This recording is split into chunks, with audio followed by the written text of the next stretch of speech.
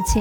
বাসর রাতে স্বামী তার নতুন বউকে জিজ্ঞেস করলো, আচ্ছা তোমার কি কোনো স্বপ্ন আছে? তখন স্ত্রী বলল, আমার স্বপ্ন হলো আমি ডাক্তার হয়ে অসহায় মানুষদের সেবা করতে চাই। স্বামী ঠিক করলো সে তার স্ত্রীকে ডাক্তার বানাবে। কিছুদিন পর স্বামী তার বউকে পড়াশোনা করানোর জন্য শহরে পাঠিয়ে দেয়। এদিকে স্বামী অনেক কষ্ট করে রিক্সা চালিয়ে তার স্ত্রীর পড়াশোনার খরচ চালাতো। স্ত্রী দিনরাত পড়াশোনা চালিয়ে গেল।